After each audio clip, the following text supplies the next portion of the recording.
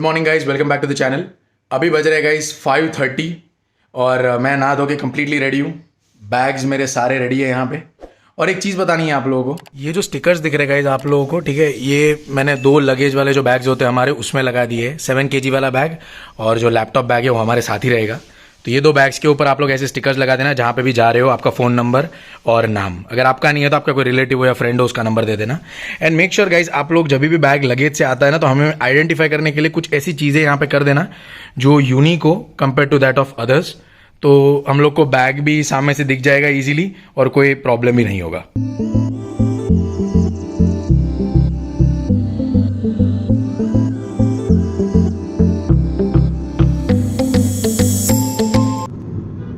घर को bye bye बोल दिया है गाइस।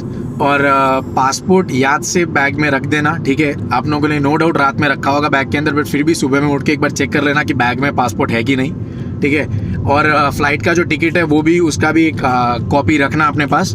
और एक और चीज़ गाइस, जो RT-PCR आप लोग कराते हो वो RT-PCR के 3 कॉपीज़ मैंने रखे हैं, ठीक है। और जब भी RT-PCR करा रहे हो मेक श्योर कि उसके 1-2 दिन यहाँ वहाँ जब रिजल्ट आता है ना, तो उसके आजू बाजू में कोई पब्लिक हॉलीडे ना हो। बिकॉज अगर पब्लिक हॉलीडे रहा तो RT-PCR का रिजल्ट आपको नहीं मिलेगा और आपको एक दिन वेट करना पड़ेगा। तो ये चीज़ का ध्यान रखना कराने से पहले या एयरपोर्ट जाने से पहले, और डॉक्यूमेंट सारे एक बार चेक कर लेना।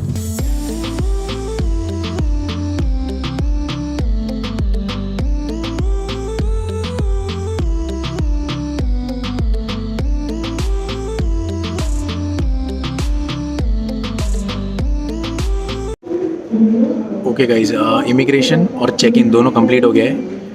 अच्छा खासा गया था, ऐसा कुछ था नहीं, ठीक है। वेट जब आप रखते हो तो अराउंड 400-500 ग्राम्स अगर ज़्यादा है तो कोई प्रॉब्लम नहीं है। और मेरा जो था वो 46 से ज़्यादा ही आ रहा था, अराउंड 500 ग्राम ज़्यादा आ रहा था, बट उसने कुछ बोला नहीं। और मेरी जो 7 kg वाली बैग, चेक इन वाली बैग थी, वो भी लगेज में ही चली गई है। बिकॉज वो लोगों ने बोला कि लगेज में डाल दो चलेगा। एंड उसका भी वेट अप्रॉक्सीमेटली कुछ 7 kg से ऊपर ही आ रहा था, but still there was no problem. और ये वाला बैग का वेट है अप्रॉक्सीमेटली कुछ 9 kg के आसपास, बट अलाउड 7 ही है।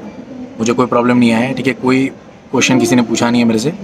और चेक इन का तो ये था। अब इमिग्रेशन में गाइस वो लोगों ने मेरे से थोड़े से क्वेश्चंस पूछे थे, जैसे कि क्यों जा रहे हो वहाँ पे, क्या पढ़ने के लिए जा रहे हो, आपने पास्ट में क्या पढ़ा था, कौन सी यूनिवर्सिटी से पढ़ा था, कौन से कॉलेज में थे, फिर वहाँ पढ़ के वापस आ जाओगे या फिर वहीं सेटल हो जाओगे, ठीक है। तो कुछ चीज़ें पूछेंगे, ऐसा कुछ नहीं है, एकदम नॉर्मल से क्वेश्चंस होते हैं, उतना ज़्यादा कोई कॉम्प्लिकेटेड होता नहीं है। सो आप आराम से आंसर करिए, डरे बिना, ठीक है, हो जाएगा, उतना कुछ नहीं है। And one more thing guys, जब भी आप लोग चेक इन में चीज़ें रखते हो, जैसे आपका लैपटॉप, बैग में से लैपटॉप निकालोगे, चार्जर, मोबाइल का चार्जर, फ़ोन, तो ये सारी चीज़ें जब आप लेते हो ना, ध्यान से लेना, बिकॉज इसमें क्या होता है ना, भीड़ भाड़ में चीज़ें रह जाती है।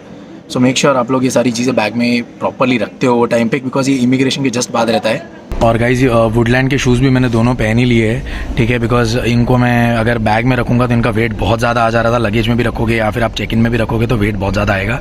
तो मेक श्योर आप ऐसी चीज़ें पहन लेते हो। नो डाउट ये लॉन्ग जर्नी में इट्स नॉट कंफर्टेबल, बट आप बाद में जाके चेंज कर सकते हो अगर आपके बैग में और कोई शूज़ है तो।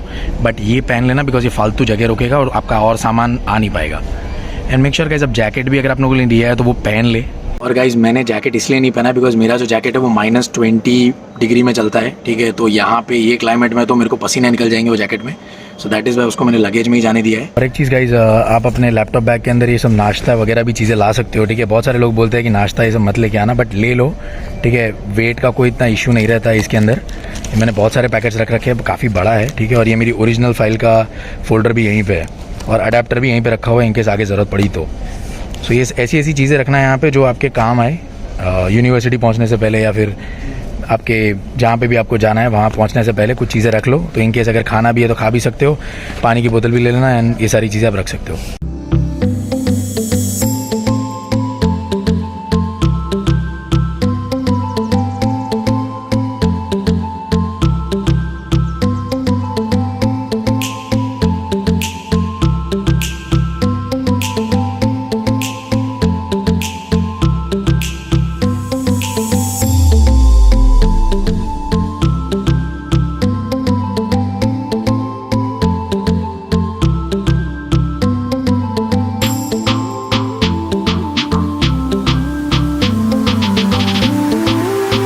यहाँ पे गाइज मुझे अपने कार्ड पे प्रीमियम लाउंज एक्सेस मिलता है, लाइक इन 1 और 2 रुपीज़ आप लोग यहाँ पे जो भी इनके मेनू में रहता है खा सकते हो, plus you can sit over here, and view भी काफ़ी अच्छा है, सामने ही प्लेन है। तो अगर आप लोग के कार्ड में भी इस तरीके का कुछ हो तो do come and sit in lounge, because अभी है 8:35 और मेरा है टाइम 9:20 बोर्डिंग टाइम है।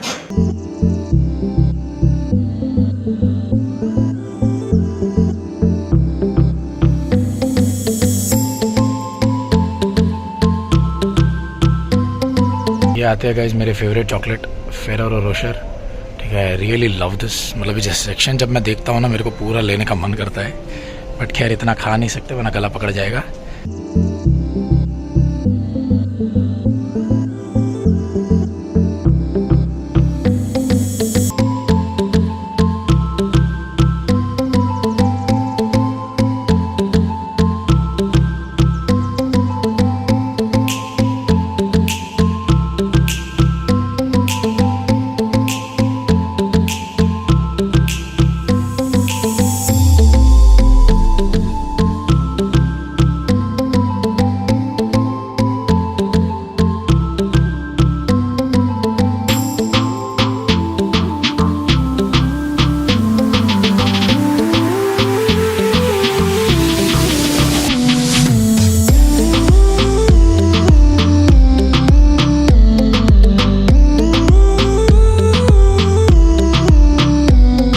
Ladies and gentlemen, Vistara is pleased to announce an early arrival and welcomes you to New Delhi.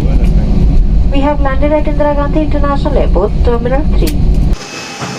Flight 10 minute late थी गाइस। अभी फ़िलहाल मुझे जाना है अपना लगेज कलेक्ट करने के लिए, चेक इन बैग कलेक्ट करने के लिए। वो कलेक्ट करने के बाद हमें जाना है RT-PCR कराने के लिए। अभी हुए अप्रॉक्सीमेटली 12:45 और मेरा RT-PCR है अराउंड 2 या 3 बजे के बीच में मैं जा सकता हूँ। तो अभी पहले बैग कलेक्ट कर लेते हैं, उसके बाद आपको दिखाता हूँ RT-PCR कहाँ पे होता है यहाँ दिल्ली एयरपोर्ट पे। सो गाइस, जैसे आप लोग एयरपोर्ट से एग्ज़िट लेते हो, ठीक है, तो आपको ये सारा लगेज लेके सामने मेट्रो दिख रही है आप लोगों को यहाँ पे, उसके फर्स्ट फ्लोर पे जाना है रैपिड RT-PCR कराने के लिए, ठीक है। दोनों RT-PCR वहीं पे होते हैं। सो डायरेक्ट यहाँ से लगेज लेके एग्ज़िट मारा आपने और स्ट्रेट ऊपर चले जाना है यहाँ पे। अभी आपको दिखाता हूँ वहाँ जाके क्या होता है। सो गाइस, जैसे आप लोग सामने से यहाँ पे आते हो, डायरेक्टली ये वाले टर्मिनल में आप लोग को चले जाना है। यहाँ पे फर्स्ट फ्लोर पे RT-PCR होता है। ये सारा लगेज लेके भी ऊपर जाना पड़ेगा। लगेज लेके एक्चुअली मैं गाइस वो एयरपोर्ट से यहाँ पे आने में मेरी हालत ख़राब हो गई, ठीक है, बिकॉज ये 2 बड़े बड़े बैग्स हैं और दूसरे 2 7 किलो के हैं, ठीक है। तो मेक श्योर अगर आपकी कनेक्टिंग फ़्लाइट है तो आप लोग डायरेक्टली करा लेते हो। मेरी नहीं थी, सो बीच में मेरे को सारा लगेज बाहर निकालना पड़ा एंड देन अब मुझे फिर लेके जाना पड़ रहा है। गाइस, जैसे यहाँ से आप लोग आते हो डायरेक्टली वो वाली लिफ्ट में चले जाना, ठीक है, बिकॉज इतना सारा लगेज अगर आपके पास है तो आप लोग यहाँ से ऊपर से नहीं जा सकते, तो मेक श्योर आप यहाँ चले जाए। सो गाइस, लिफ्ट वहाँ पे है। अब जैसे आप लोग लिफ्ट से निकलते हो ना, यहाँ पे कहीं पे भी टेस्ट मत करवाना, डायरेक्टली आप लोग यहाँ पे आ जाना। यहाँ पे देखने मिलेगा आपको RT-PCR फॉर कैनेडा वीज़ा करके, ठीक है। सो गाइस, आप लोग को एक चीज़ बतानी है मुझे, जब भी आप लोग RT-PCR का टेस्ट कराने आते हो तो मेक श्योर आप लोग जो कंट्री जा रहे हो ना, वो कंट्री में जाके वो काउंटर्स होते हैं ना, वहाँ पे जाके पूछो। बिकॉज जैसे आप अंदर आते हो ना, बाहर जो है वो सब दुबई, कतार और ये सब जगह जाने वाले RT-PCRs है। So when you ask them, वहाँ पे टोटली अलग ही चल रहा है। वो बोल रहे हैं कि रैपिड PCR 6 घंटे तक उनका रिजल्ट वैलिड रहता है और नॉर्मल का अराउंड 12-18 घंटे तक वैलिड रहता है, बिकॉज उनके कंट्री के रूल्स अलग है। But if you are coming inside, मैंने जैसे आप लोग को दिखाया कहाँ से आना है आप लोग को, लिफ्ट से स्ट्रेट आप लोग आओगे तो कनाडा लिखा होगा ऊपर, वहाँ अंदर आ जाना और वहाँ पे जब काउंटर में पूछोगे तो आप लोग को पता लगेगा कि एग्जैक्ट टाइम कितना है। मैं आप लोग को बता देता हूँ गाइस, मेरा रैपिड PCR है तो मेरा रिज़ल्ट आएगा अराउंड 1 आवर 10 मिनट्स में और इट्स वैलिड, रिज़ल्ट आने के बाद वो 48 आवर्स तक वैलिड है, ठीक है। तो किसी की भी इन्फॉर्मेशन यहाँ सोचो मत, बिकॉज जितने भी लोगों को आप पूछोगे ना अलग अलग इन्फॉर्मेशन दे रहे हैं। तो आप अंदर कनाडा के सेंटर में आए, जैसे मैंने आप लोगों को बताया, एक बार दिखा देता हूँ मैं आप लोगों को। यहाँ पे देख सकते हो गाइज, ये सारे जो है ये टेस्टिंग बूथ्स है जो भी स्टूडेंट्स कनाडा जा रहे हैं वो लोगों के लिए। और वहाँ से सामने से मैं आया था यहाँ पे, तो यहाँ पे जो काउंटर्स लगे हैं ना, यहाँ पे वहीं पे आप लोग जाके इंक्वायरी करना, कहीं और जाके पूछ मत लेना। हम लोग 1 घंटे के बाद कलेक्ट करने जाएंगे, तो मैं वहाँ पे आप लोग को दिखाता हूँ कलेक्ट कहाँ पे करना है। आप लोगों को जो रिज़ल्ट आता है ना RT-PCR का, वो कहाँ पे कलेक्ट करना है। इस रैपिड RT-PCR का रिज़ल्ट लेने के लिए आप लोगों को गेट 7 आना है या डिपार्चर्स पे। ये रिज़ल्ट आ चुका है गाइज मेरा कोविड-19 का। सो गेट 8 जो दिख रहा है आपको यहाँ पे डिपार्चर्स है, ठीक है। तो यहाँ पे गेट 8 के सामने यहाँ पे काउंटर्स लगे हुए हैं, वहाँ पे आपको आके जो फॉर्म मिला होता है ना, जब आप लोग कोविड कराते हो तो आप लोग को ये वाला QR कोड मिला होगा, उसको स्कैन करके ऑटोमेटिकली ये वाला हार्ड कॉपी आपको यहाँ पे मिल जाएगा। सो याद रखना, गेट 8 के सामने आपको आना है RT-PCR का रिज़ल्ट लेने के लिए। मेरी कनाडा की फ़्लाइट है गाइज अराउंड रात में 12:30 के आसपास। ठीक है, अभी थोड़ा डिले हो गया, वो भी वेदर कंडीशंस की वजह से, और गए हैं 1:30 और अभी हो रहे हैं 4:30। तो मेरे को भी और 2-3 घंटा यहाँ पे बाहर इंटरनेशनल डिपार्चर्स पे बैठना पड़ेगा। मैं बाहर रिक्वेस्ट करके पुलिस वाले को अंदर आया था कि मेरे को जाने दो, मेरे पास लगेज बहुत ज़्यादा है, बट स्टिल मैं जा नहीं पाया था। मतलब उसने फिर भी काफ़ी रिक्वेस्ट करने के बाद उसने बोला कि ठीक है अंदर जाओ, और फिर एक बार अंदर चले गए तो फिर मैं बाहर नहीं आने दूंगा। तो मैं अंदर बैठा हूँ और यहाँ पे मेरे को 2 से 3 घंटा बैठना पड़ेगा। और तो ये एक बहुत बड़ा प्रॉब्लम होता है गाइस, जब आपको बीच में कोई अदर स्टेट में ले करना पड़ता है, मतलब वेट करना पड़ता है, एंड देन आपकी और कंट्री की फ़्लाइट होती है। ये है गाइस इंटरनेशनल डिपार्चर। ठीक है, यहाँ से आप लोग को इंटरनेशनल फ़्लाइट्स पकड़ना है, और यहाँ पे आप देख सकते हो क्या क्या चीज़ें अलाउड नहीं है। ठीक है, आप सारी चीज़ें देख सकते हो, ये सब बिल्कुल भी अलाउड नहीं है, इसलिए यहाँ पे क्रॉस मारा हुआ है। और जैसे आप अंदर जाते हो ना गाइस, आपको बाहर ये देखने को मिल जाता है। ठीक है, तो ये एक भी चीज़ फ़्लाइट के अंदर अलाउड नहीं है, अगर होगा तो आपका लगेज बाहर निकाल दिया जाएगा।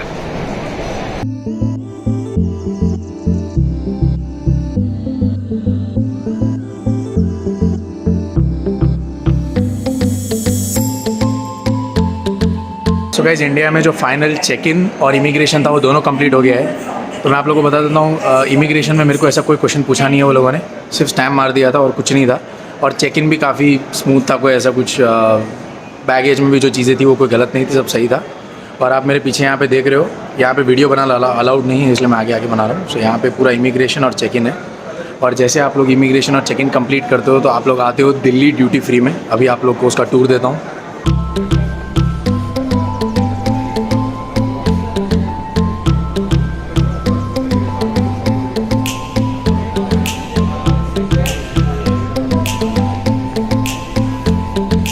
जो भी लोग गाइस ड्रिंक्स करते हैं, स्मोकिंग, वो लोगों के लिए ये बेस्ट जगह है दिल्ली ड्यूटी फ्री। आप देख सकते हो कितने वैरायटी टाइप के यहाँ पे अल्कोहल मिल जाएंगे आप लोगों को।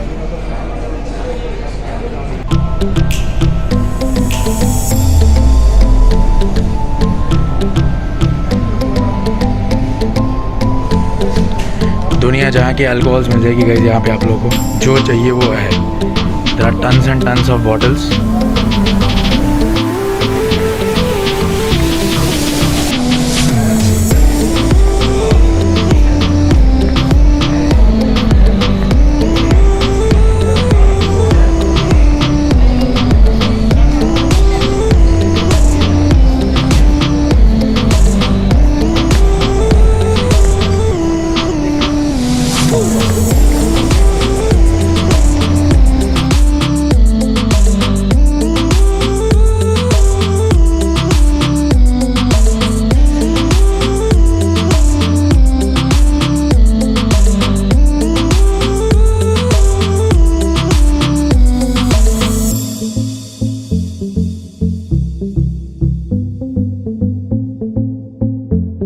इंटरनेशनल फ़्लाइट से रिलेटेड गाइस कोई भी इंक्वायरी करनी है आप लोगों को तो यहाँ हो जाती है। आप लोगों को सामने मैप भी देखने मिल रहा है। सो यहाँ पे सारा मैप भी है इंटरनेशनल टर्मिनल का, और ये सब कुछ इमिग्रेशन और चेक इन के बाद ही आता है।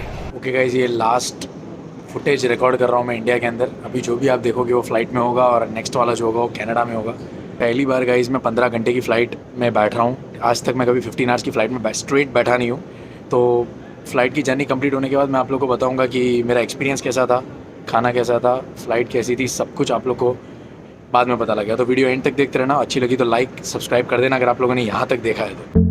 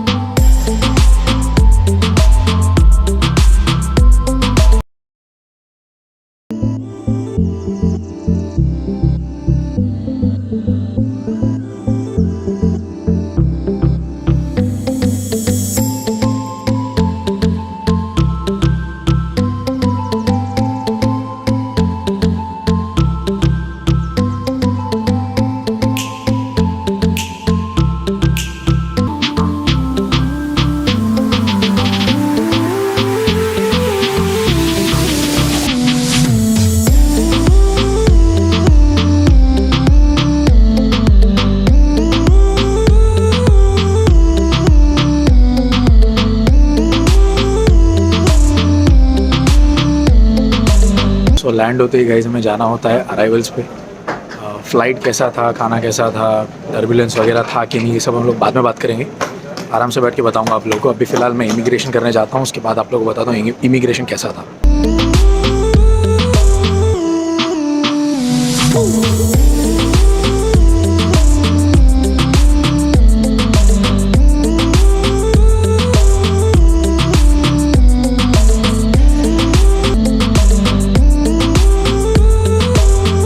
ओके, सो इमिग्रेशन कंप्लीट हो चुका है और लगेज भी कलेक्ट कर लिया है।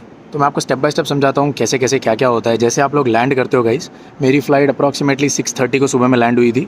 उसके बाद जैसे हम लोग बाहर निकले, हमारा डिक्लेरेशन फॉर्म फिल करने का रहता है। मतलब वो आपसे पूछेंगे कितने दिन आप कनाडा में रहने वाले हो।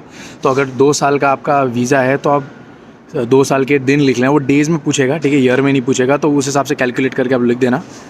उसके बाद होता है कि आप कोई इलीगल चीज़ें लेके नहीं आए हो, ऐसे वगैरह वगैरह फॉर्म में पूछा जाता है। तो वो फॉर्म कंप्लीट हो जाता है आपका।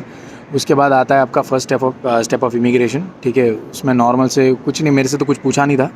अब आई डोंट नो दूसरों से क्या पूछा था। मैं पूछता हूँ, मेरे दोस्त आएंगे तो, बट वो लगेज कलेक्ट करने गए हैं। तो जब आएंगे तब मैं पूछ के आप लोग को अपडेट कर दूँगा। तो वो first step of immigration complete होता है। उसके बाद आता है सेकंड स्टेप ऑफ इमिग्रेशन। वहाँ पे वो लोग आपसे क्वेश्चन आंसर राउंड रहता है, पूछते हैं चीज़ें आपसे। वहाँ पे भी मेरे से कुछ खास पूछा नहीं है वो लोगों ने। सिर्फ 2-3 डॉक्यूमेंट पूछे थे। ऑफ़र लेटर पूछा था, GIC, फिर उसके अलावा करस्पॉन्डेंस लेटर, PPR और IELTS का मार्कशीट, मतलब वो TRF आता है ना, वो ये सारी चीज़ें पूछी मेरे से। और इसके अलावा तो मुझे याद नहीं और कुछ पूछा नहीं था। और डायरेक्टली मेरे को स्टडी परमिट दे दिया वो लोगों ने।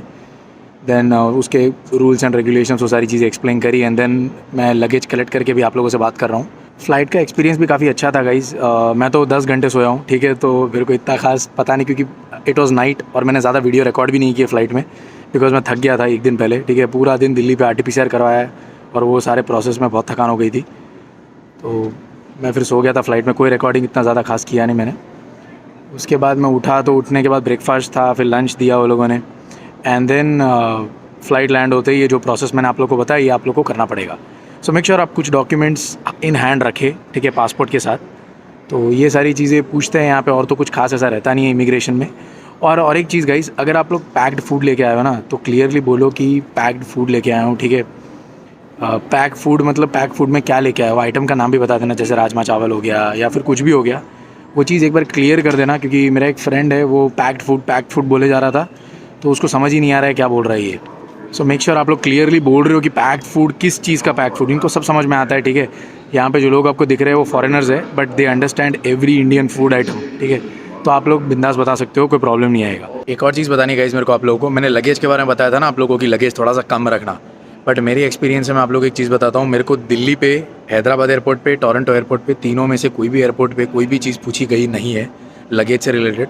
मेरा luggage around 7 kgs to 10 kgs ही था। मेरी जो लैपटॉप वाली बैग थी उस पर भी काफ़ी अच्छा खासा लगेज था, प्लस जो लगेज वाली बैग्स हो या चेक इन वाली बैग्स हो वहाँ पे भी लगेज था।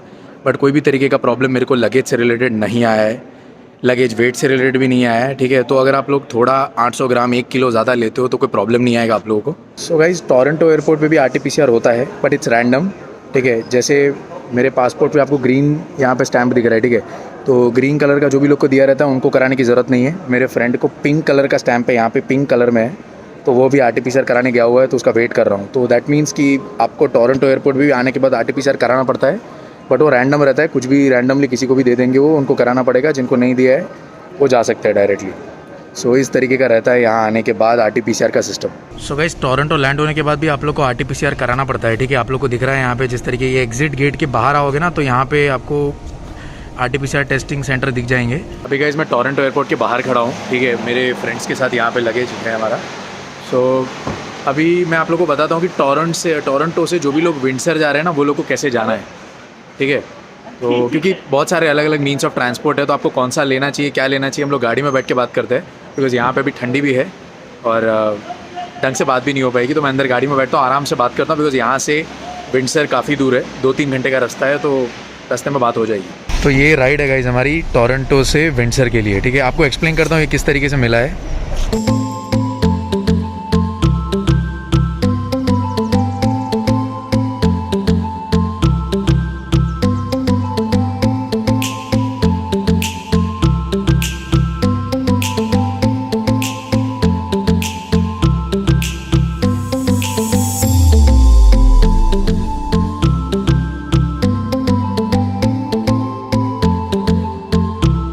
ओके गाइस, सो मैं विंडसर पहुंच गया हूँ गाइस, ठीक है। तो मैं कैसे विंडसर आया मैं आप लोग को बता देता हूँ।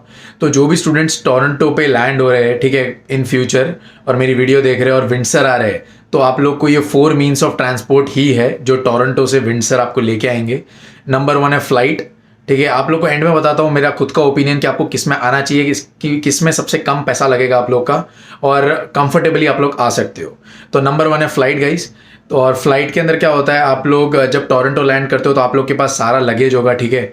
बट जब आप टोरंटो से विंडसर की फ़्लाइट लेते हो तो वो डोमेस्टिक फ़्लाइट होती है, और डोमेस्टिक फ़्लाइट के अंदर आप लोगों को इंटरनेशनल लगेज नहीं लेके जाने देंगे। यू नीड टू पे एक्स्ट्रा मनी फॉर दैट, और वो बहुत ज़्यादा कॉस्टली हो जाएगा आप लोगों को। तो फ़्लाइट मेरे हिसाब से मैं रिकमेंड नहीं करूँगा आप लोगों को। नंबर 2 है रेलवे, ठीक है। ट्रेन्स भी यहाँ पे आती है, बट ट्रेन्स का क्या है कि टोरंटो एयरपोर्ट के पास कोई भी रेलवे स्टेशन नहीं है, तो आप लोग को आपका लगेज लेके कहीं जाना पड़ेगा, फिर वहाँ से बैठना पड़ेगा। वो एक बहुत हेक्टिक टास्क होता है गाइस, तो मैं वो भी आप लोग को रिकमेंड नहीं करता, ठीक है। तो ट्रेन्स भी कैंसिल कर देते हैं, प्लेन्स भी कैंसिल कर देते हैं। नंबर 3 आता है बस। आप बस में भी आ सकते हो, बट बस के लिए आप लोग के पास प्रेस्टो कार्ड या कोई भी तरीके का बस पास होना चाहिए, ठीक है। वो भी आप लोग के पास नहीं होगा जब आप लोग लैंड करोगे, तो वो मीन्स ऑफ ट्रांसपोर्ट भी वेस्ट है। उसके बाद आता है 4th हमारा cabs, private cabs. Private cabs guys हद से ज़्यादा महंगे हैं, ठीक है। मैंने पूछा था बहुत सारे लोगों को, $340 $350 पर पर्सन, इतना रेट है वो लोगों का। सो प्राइवेट कैब्स भी मैं आप लोगों को रिकमेंड नहीं करता। जो नंबर 5 वाला है वो है हमारा शटल, शेयरिंग शटल है, ठीक है। तो मैंने एक बंदे का लिंक नीचे डिस्क्रिप्शन में दे रखा है, शिवा नाम है उसका, ठीक है, और उसका नंबर भी बाजू में दे रखा होगा। You can contact him. जैसे आप लोग टोरंटो एयरपोर्ट पे पहुंचते हो और अगर आप लोग को विंडसर आना है, अगर आप कोई और प्रोविंस में जा रहे हो, स्टेट में जा रहे हो, तो ये प्रोसीजर आप लोग के लिए नहीं है।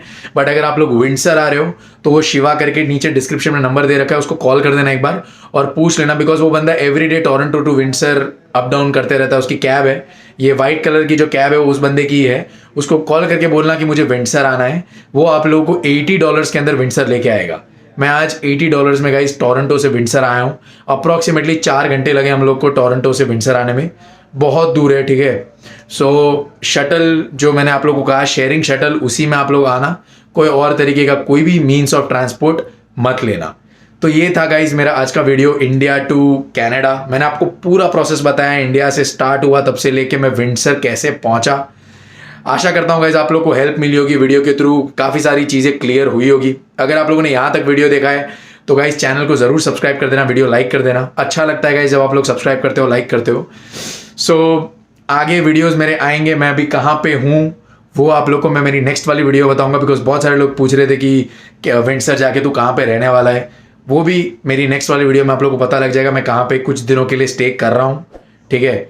और कैसा लगा ये वाला वीडियो ज़रूर कमेंट करके मुझे बताना। आशा करता हूँ गाइज आप लोग को अच्छा लगा हो। फिर हम लोग मिलते हैं अगली वीडियो में, तब तक के लिए बाय बाय।